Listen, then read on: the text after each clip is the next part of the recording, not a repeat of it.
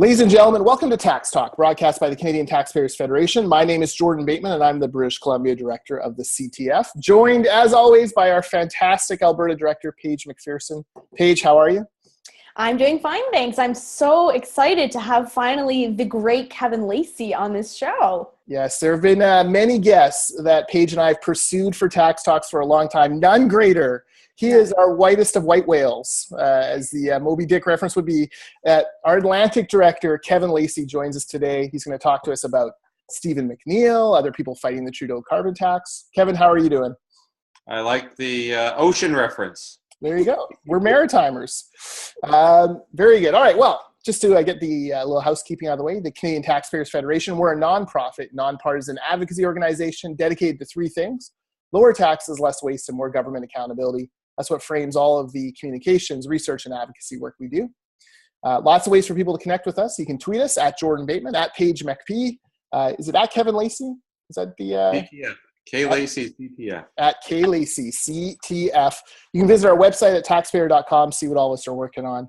You can also email me, bc.director@taxpayer.com, and check out our Facebook page where you may see a Facebook video of Kevin Lacey, facebook.com/taxpayer.com. All right, well, this is the section of the show where we ask what's new. Paige, what's new with you? I got two things, but one of them was really quick. I just want to start off with this really quick, nice one, because this happened. I was at a government information session the other day in Calgary. They're talking about city charters, basically new tax powers for cities. And we've got a petition about this saying that there should be a referendum in any city that wants to impose a new tax, like a sales tax or a gas tax or something. And there was an independent guy, doesn't work for the CTF or anything. It wasn't me handing out these. I hope you can see them. I took a picture of it. It's Charter Cities petition. It says www.taxpayer.com, resource center, petitions, no new tax powers for cities. Please sign. Thank you for participating in democracy. I think that is so awesome. That has to be my favorite part of this job, when just local independent people use CTF resources to empower their own kind of grassroots activism. So I was really delighted to see that the other day being circulated. So that's my nice little start of the show, what's new. But I do have a what's new that's not so nice, which is that the World Health Organization has now called for all countries, to impose a sugar tax. And I love these diktats, right, from these international organizations. Like, all countries should do this, as if everybody, all governments just get together and follow suit immediately. Never happens like that. But yeah, I thought that was pretty unfortunate to see yet another push for a sugar tax. Kevin, sugar tax, of course, a discredited policy in Denmark. Thoughts on that?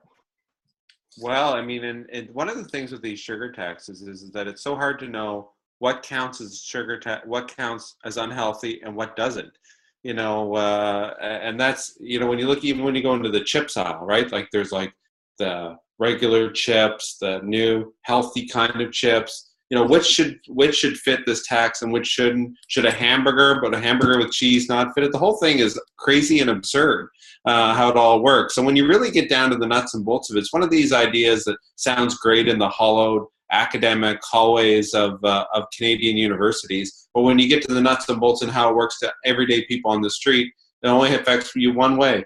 You pay a lot more to the government and you get a whole lot less. Mm-hmm. Yeah, exactly. The BC government looked at this a couple of years ago in their Ministry of Finance. I got the documents through Freedom of Information, made it very clear this has nothing to do with health. This is purely a revenue measure.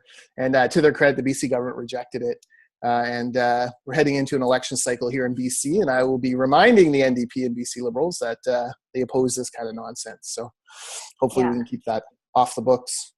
That's good. It's a good point, Kevin, that you made as well, because, an iced cappuccino maybe is taxed, but then what if you order a coffee with 3 sugars? Is that taxed? What if you're at a place where you're ordering coffee, but then you have to put in your sugar at your own counter? Is there like a food nanny there to count the amount of sugar and then levy the appropriate tax? It gets quite confusing. And we already have a confusing system with our GST in terms of what goods are taxed in the grocery stores. Like, salt is not taxed, peanuts are not taxed, but salted peanuts are taxed. Well, it's a slippery slope too. I mean, if we start taxing some of these things, what's next? Is caffeine? Is it, is our Tim Hortons get a special tax on it every time we go? Where does this, one of the traditional foods in my area of the earth salt cod. It's basically cod that's based in salt that's not good for your heart, needless to say. Is that the type of thing that's suddenly going to get all of these tax nannies on their back? So where does it stop after you start taxing the sugar? Where does it go from there? That's, I think, what should concern most people. Mm-hmm. Because the one thing about these taxes, it never stops with what it's supposed to start at, right? Yeah. Mm-hmm. Exactly.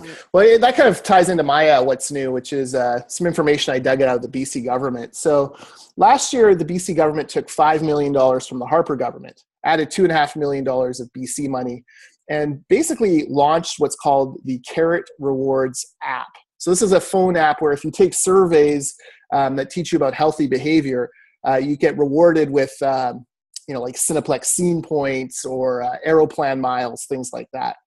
So $7.5 million later, I thought I'd file a Freedom of Information request, see how successful this app has been.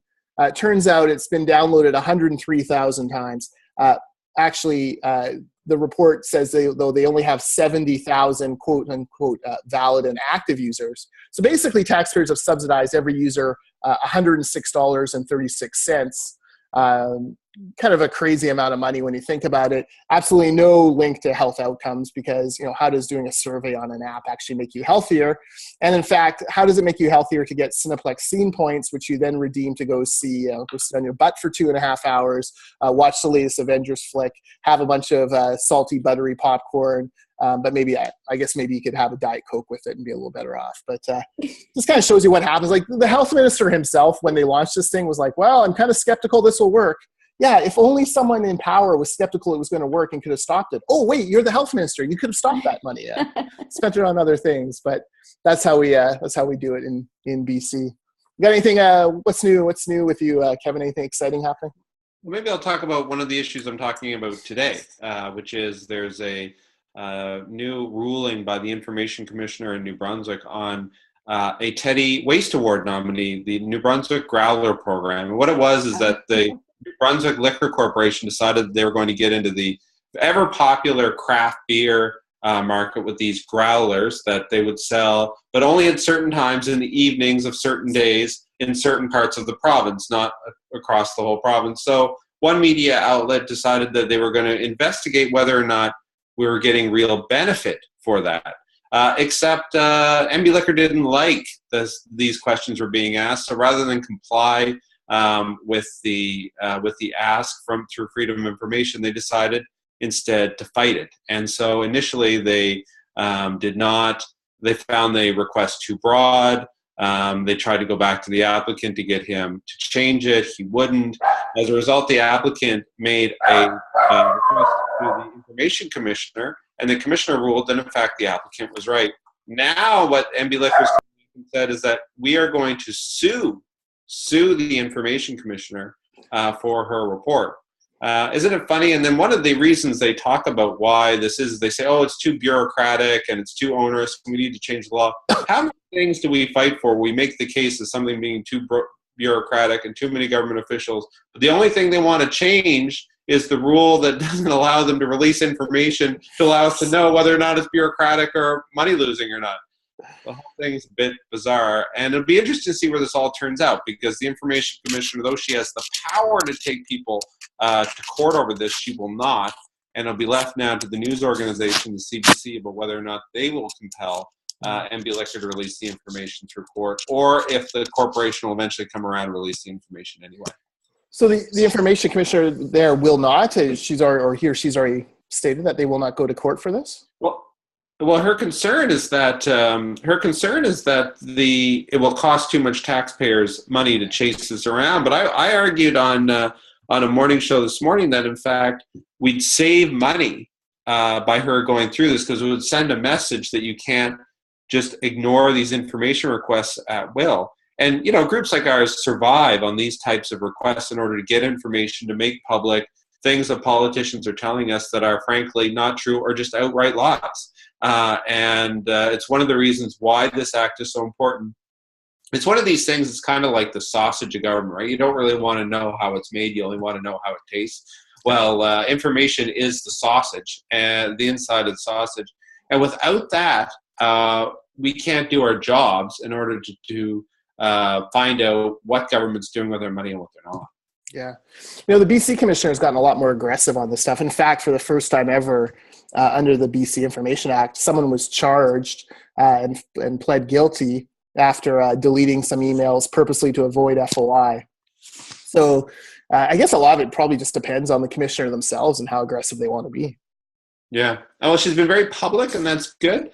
But we need these commissioners to do the fighting as well. Like, they have to take it right to the end. If they don't, then public bodies will say, well, why bother? Why bother replying to this? I'll just tell Kevin or CTF to go pound sand. We already get told that a lot now. So that will only get worse before it gets better. And one of the reasons why I'm taking that on, because even across the country, this will send a precedent when public bodies start picking fights with commissioners of the legislature and start directing them around. Yeah. Of course, there's irony about CBC being the media outlet that would have to go after an access to information request, but we can leave that for another day. Yeah, but I give them credit. I mean, they had the opportunity, and it was well documented in the request that they could have negotiated this away, and instead they stuck with it. And their fight is one of the reasons why we're able to talk about this today, because otherwise it might have been swept right under the rug. The other thing about CBC is that, they're one of the only networks left with a budget for this kind of stuff to go after these sort of investigative stories. So they do a good job. Yeah, true enough. Yeah, no, true enough. Absolutely. All right, well, let's get to the meat and potatoes of today. And Kevin and Paige, you two have been mercilessly fighting the Trudeau pan-Canadian carbon tax. First of all, pan-Canadian, not really a word. Here in Canada, we call it national. You couldn't wait to use that word, though. Apparently, the federal Liberals have been sitting on pan-Canadian taxes for a long time. But really, the Premier of the Yukon, Premier Bradwell in Saskatchewan, and Premier Stephen McNeil have been leading the fight against the Trudeau national carbon tax. What's the status of the fight in the Atlantic provinces, Kevin? Well, I guess it depends which province. So New Brunswick's basically bought in. PEI is so small, they're not exactly sure how this tax would affect them. Newfoundland and Nova Scotia, though, are the two holdouts. Now, the issue in Atlantic Canada is significantly different than those in the rest of the country, because this is not an argument here about the carbon tax, good or bad. It's really an argument about some of the changes that have already happened in the province that should get acknowledgement by the federal government to have us avoid paying this tax in the first place. I sit here in Halifax, Nova Scotia, which is the national leader in reducing emissions for carbon. In fact, since 2005, we've reduced our emissions by 58%. Now, that has come at a significant cost. We used to have a vibrant and growing pulp mill industry that has basically left as a result of these environmental policies that have forced our power rates now to be one of the highest power rates in all of Canada. These companies could not exist. There are one plant in particular in the South Shore of Nova Scotia is affected. Its closure has affected 2,000 people in the province. And this is all as a result, or partially as the result, of these very high power rates that these corporations face. Our residential customers and average taxpayers are also facing big costs as a result of some of these changes. So what the premiers of Newfoundland and Labrador and Nova Scotia are saying is that, yes, we want to see reductions in emissions, but that we've already accomplished the national goal. So why would we then have to abide by this carbon tax on top of things that we've already on top of high costs with regards to our power rates that we're already suffering under? And I think for the rest of the country, we're talking about emitting things like Ontario's cap and trade system, Alberta's carbon tax, and avoiding some of these national programs. When these programs are actually less effective environmentally than what Nova Scotia and Newfoundland have already accomplished. So if you're really serious, if this was really, I think for anybody outside the region, you have to ask yourself, if this was really about emissions, it was really about whether or not this is good for the environment, then the question I would ask to the federal government, if I was able to today, would be, why don't you acknowledge the provinces that have done a very good job at reducing their emissions and doing all the things that are good for the environment, rather than punishing them yet again with a tax that really shouldn't apply to them and that we're already paying through these high power rates. So, I think we have, our hope, though, is that the Atlantic provinces fight the fight. We've seen in this region over the history that, they fight for a little while and then they get offered something and then, the fight kind of goes away. But this is critically important. There is a Nova Scotia election in 2017. The Newfoundland election will come 2 years later, just after the 2018 deadline by the federal government. So there is political imperatives here that I hope keep these two provinces fighting this tax. And it will be critically important on a national level that we have two Liberal governments saying no to Justin Trudeau, particularly when it really does raise questions about the environmental impact of what they're doing when they're not willing to acknowledge provinces that have done a good job environmentally. Yeah, the irony there, of course, is British Columbia, whose carbon tax is touted as a model for this. Emissions here have gone up 5% since the carbon tax came in. And if it was about emissions, you take a look at that carbon tax and say it's not working. Well, and that's it. Go on, Kevin. No, that's exactly right. I mean, whether it's right or wrong, the decision the Atlantic governments made was, the Nova Scotia and Newfoundland governments to make was that they would have hard caps. They would say, we won't allow emissions above this much. Now, I know some people don't like that approach. I particularly don't like that approach, but that was the approach taken. And that approach has resulted in huge costs. Right now, just 4 hours up the road in Sydney, Nova Scotia, they're preparing for an undersea pipeline from Newfoundland to bring power from Muskrat Falls, which is underwritten by every taxpayer who can listen to this across Canada. And the reason for that is to allow those two provinces to hit the provincial targets, which they had committed to doing. So if they're doing all of this work, spending all of these millions that are all coming down on taxpayers through increased power rates, why then do you want us to pay another 7 cents on gasoline in order for a tax that we're already paying? It's outrageous. And the Atlantic provinces have a very compelling story to tell about these caps, about what the impact is, because there's been a lot of pain through all of this for both average ratepayers and businesses. It's affected our economy. It hurts our ability to contribute to the national economy. And now the Trudeau government wants us to pay it again. It's interesting. It's actually really similar to an argument that that farmers out west are making. So farmers in Saskatchewan and Alberta, I guess, in the last 20 or 30 years have made really big advances in innovation in terms of how they do their farming. And essentially, because they've been able to reduce their emissions so much, many of these farms are actually carbon sinks. Even though they're doing emissions-intensive activities like driving tractors and other farm equipment that's fueled by diesel or farm fuels, they're still, because of their crops and because of the innovations they've made, are actually carbon sinks. And so what they're saying to the federal government and to the Alberta government and as well, and if Saskatchewan tried to impose something as well, I think they'd say the same thing, is what about all the work that we've done over the last 30 years, all the investments that we've had to make and all the, the money and time and effort that we have had to contribute to our own efforts to reduce our emissions. There's absolutely no recognition for any of that under the carbon tax plan. It's just, this is the present place in time. Doesn't matter if you've made any advances like they have in the Atlantic provinces, and actually in a lot of other provinces as well have done the same. And there's just no consideration of that in the carbon tax plan. It's kind of a kick in the pants. Well, one of the things that drives me crazy, Jordan and Paige, is that with this whole issue is that they'll come to little old Nova Scotia and they'll Bigfoot us, right? They'll tell you how it's going to be, and they'll tell the provinces what they have to do. But Justin Trudeau wouldn't dare, when he was in China and he was meeting the Chinese premier, he wouldn't dare take on the Chinese government and demand that such an imposition would be put on that government or be put on the big emitters like India. They pick on the smallest ones here. And I think that's shows what kind of bullies they actually are, is that they're not willing to fight the really big places that would make a really big difference. They want to fight with the little provinces in Nova Scotia and New Brunswick and Newfoundland, whose emissions are so small in the world.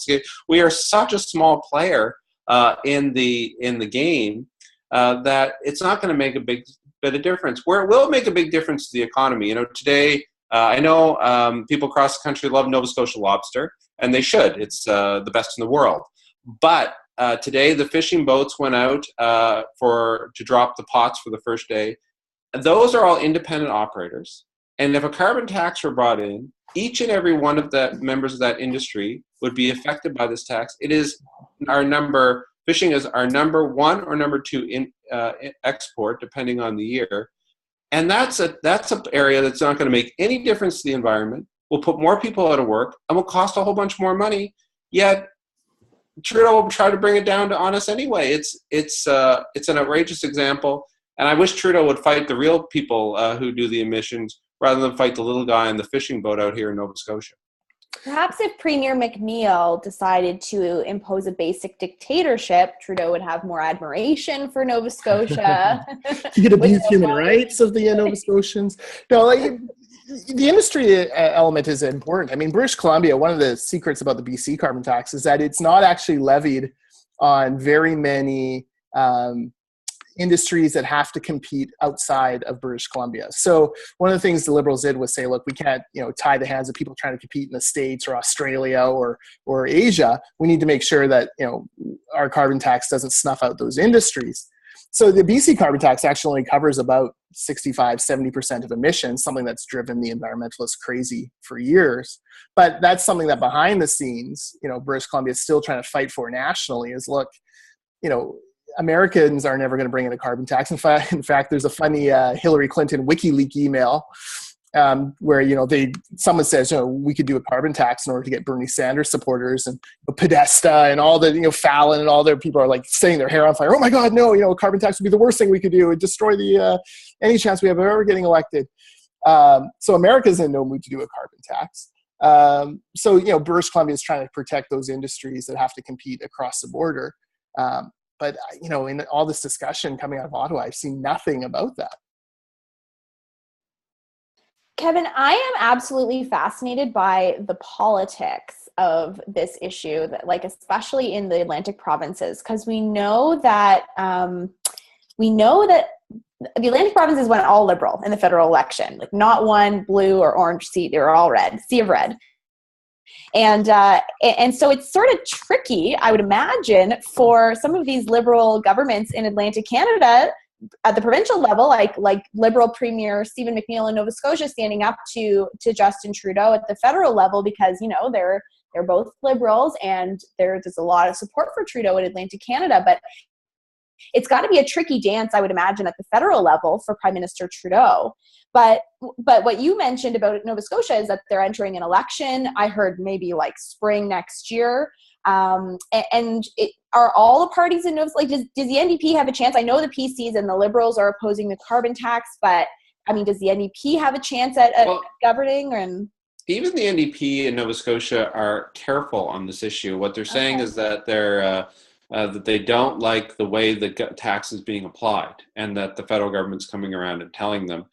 And then essentially saying, well, if we're forced to do it, we're going to find a way to do it.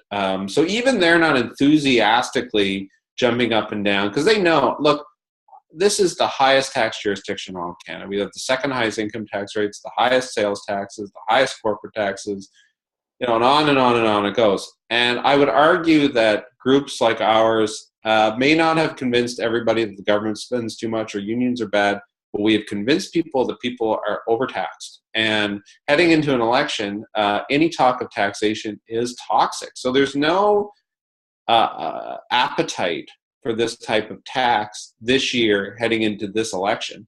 I don't think it really matters what happens. I think, though, the danger heading into the next few months for the Atlantic provinces is something Catherine McKenna told our provincial newspaper, the Chronicle Herald, which is she made reference that unless we get on with the carbon tax banner, that we're not going to get any of the money that is put aside for green energy. Those grants could be substantial here. And it is a not too veiled threat to the province that we ought to get on board or we're not going to get something. which I would say in many places of Canada would be rejected, except in an area of the country where we have very tight budgets, our economy lags, and it has been for decades behind the rest of the country. Where there's a lot of hungry mouths, and when somebody's offering food, there's a lot of weight to that. And my concern is that the government will eventually take a deal in order to get something, rather than being forced by 2018 and getting nothing. And will they fall in line? Maybe. I think the better solution here is for the federal government to do what it's doing for Alberta and Ontario, which is just to exempt the provinces. What do you mean? What do you mean to exempt the provinces? Well, to exempt the province, to count what we're doing on our caps as against the carbon tax, which is exactly what they're giving to those two provinces. Now, those are big provinces, and of course, Justin Trudeau doesn't like to stand up to big provinces because you can't bully them around. So, I think that is a solution. Whether or not the premiers are going to get that, we'll have to wait and see. That's a good point, though. I mean, why wouldn't Nova Scotia's existing efforts, or any existing efforts in any Atlantic province, count towards, because when you say exempt, Alberta, we have a carbon tax coming into place. All we need to do is fall in line with the appropriate price, and then that's, we can keep our system. Same with BC, Ontario. Why wouldn't the efforts in Atlantic Canada count toward it? And why wouldn't you allow the provinces to decide for themselves how they're going to do it? We've even gone, the Nova Scotia government has even gone further, along with the other Atlantic colleagues, in forming an agreement with the Eastern United States governors in order to cut emissions. So we've even gone international with our ability to find a way in order to find agreement to cut emissions that would have that would satisfy what the federal government is wanting us to do. There's no acknowledgement for all of that work. You have to ask yourself, why even bother? The provinces did it now. The whole thing seems kind of silly. But yeah, I think the solution here is to allow the province to decide for itself. You gave it targets. We far exceeded it. We don't even have to worry about this. And to leave us alone and let us do what we want, rather than have Justin Trudeau, Catherine McKenna, two politicians who are from central Canada, to tell us what to do. Do you think Justin Trudeau is treading on dangerous ground here in terms of, what are the federal implications here politically? He's got so much support in Atlantic Canada. I think he's got a few more strikes. He's got a little bit of leeway, and he can get a few more strikes, but it is a hit. And, you remember in the Stephen Harper government over the offshore accords, these were changes made to the equalization formula that would omit our natural gas production that is offshore. It would have reduced the equalization we get from other provinces. Bill Casey, now a Liberal MP, quit the Conservative caucus because he thought it was unfair. I haven't heard any Liberal MP willing to do that on this issue, and I find it kind of strange that suddenly, on an issue that directly affects the region, there's 32 voices, and all of them are silent. Yeah. Well, that's the thing. Obviously, Prime Minister Trudeau right now has a ton of political capital, the most he'll ever have probably. And I guess he's decided to spend a little bit on this. The same thing's happening in British Columbia, where it looks like the Kinder Morgan pipeline twinning will be approved, so that is part of the deal to get Alberta on board. Bringing Alberta oil to BC, terribly unpopular. Well, not terribly, but it splits people in BC, but certainly unpopular among many of his Liberal MPs who ran on a platform fighting pipelines, including a couple cabinet ministers, and they've gone completely silent on it. Natural gas tankers up in the north. Again, they decided to approve it. It was the right thing to do from an economic development point of view. But he's spending that political capital there as well. So I guess this is what prime ministers do. And after a summer of wandering around beaches shirtless, he's decided now to come back and govern. Well, it's important, here as well, to put it into context. We're talking about this carbon tax. The Premier of New Brunswick has promised that he's going to examine a pop tax. The Premier of Nova Scotia has started a consultation to look at road tolls that will go on highways across the province. We just had a report from the Auditor General yesterday, which said in the last 5 years, provincial taxes in this province per capita have gone up $850 per person. We are one of 3 provinces that still allow bracket creep, that allows taxes to go up each and every year. Other than Nova Scotia, all 3 provinces are running deficits. The ones in New Brunswick and Newfoundland, the deficits are, I think it's not fair to say, catastrophic. I mean, you have an over $1 billion deficit in province of Newfoundland when it's only got 700,000 people. So, I mean, there's not a lot going. There's not the ability for these provinces to have much room. So this is one more kick, and the federal government needs to acknowledge that, and there needs to be someone to speak up for it. And I don't hear that. Yeah. Well, Kevin, thank you for getting in there. Certainly we appreciate the work you're doing there, and always appreciate finding out more about what's happening in Eastern Canada. Paige, you have a waste of the week? Yeah, I do. And good, I just want to say good on those Atlantic premiers who are standing up against the federal government on this issue, because that's really important. And I imagine politically it's a little difficult, and I think that's awesome. Okay, I've got a waste of the week, and it's about corporate welfare.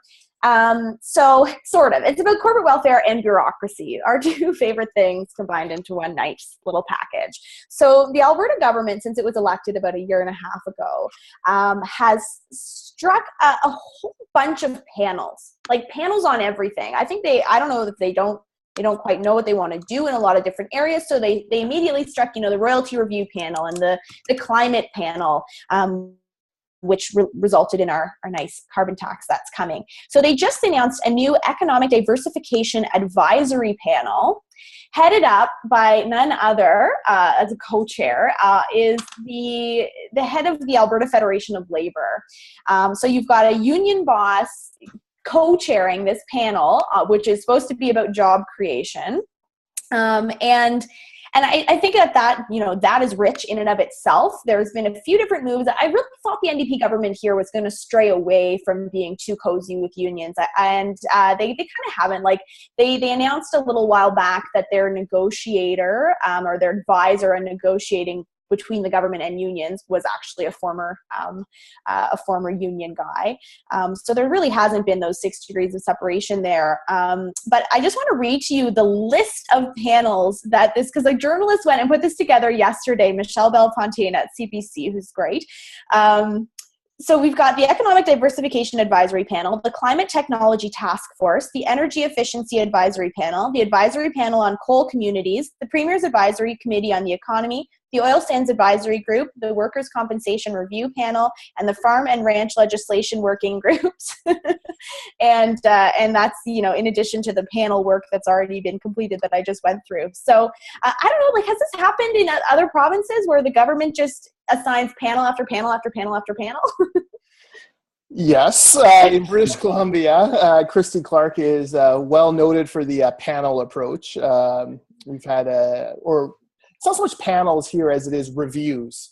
Now, the irony, of course, is they're reviewing policies that they themselves brought in, because the BC Liberals have been in power 16 years here. But it is a well-worn tack. And in fact, I'm working on a column right now with this as a bit of a news hook. Back in 1942, the precursor to the CIA put out a 25-page document to its operatives saying essentially how to derail organizations from ever doing anything, how to short circuit those organizations. And one of them is to constantly refer matters back to committees for further study and consideration, and always try to make sure the committees are more than 5 people, because they'll never be able to agree and it'll slow down the work of these committees. So this is a decades-old way of sabotaging any kind of forward progress. And for most of the premiers, that they want to do what they want to do anyways, but keeping everyone else busy while they figure out what that plan is always the best way to go. Mm-hmm. Yeah, it's interesting because, they're also doing these reviews and they're reaching out to the public. I think to their credit, the government has done a fair amount of reaching out to the public and saying, okay, here's a form online, give us all of your feedback. And I think that, for the royalty review panel, it was expected that they were going to increase royalties. They did not. Perhaps that was after, good reflection from the royalty review panel and the public. who gave feedback, but much of their agenda seems quite ideological, really like just barreling forward with tax hike after tax hike after tax hike. They're obviously levying this multi-billion-dollar carbon tax in addition to income tax hikes, business tax hikes, beer tax hike. There's a whole laundry list of them, even though the economy is really, really severely lagging in Alberta. And a lot of these policies do kind of seem ideological. So I wonder if they're striking these panels, all of these panels and committees and advisory groups, and then asking for this feedback to say that they've really done consultation. But I know that when I talk to a lot of our supporters here in Alberta, they don't really feel as though their voice is being heard in these panels. And I mean, it's funny because they say they're doing all this consultation, but then the other day, you know, when we're talking about our carbon tax petition, the finance minister here came out and said it doesn't matter how many petition signatures he would get, they're still moving forward with their carbon tax plan, and it doesn't matter. So they're kind of talking out of both sides of their mouth, I think, on this consultation stuff. That's what governments do, I guess. But that's also why it's our waste of the week. Yeah, $150,000 on this panel. So there's your waste of the week. Excellent. Awesome. Well, that's it for this episode of Tax Talk from the Canadian Taxpayers Federation. Be sure to follow Paige on Twitter at Paige McP. Follow Kevin at Kevin Lacey CTF, or me at Jordan Bateman. If you're listening to this on iTunes, please subscribe, give us a good rating, and check out our website at taxpayer.com. We'll be back next week with another Tax Talk. Thanks, everyone.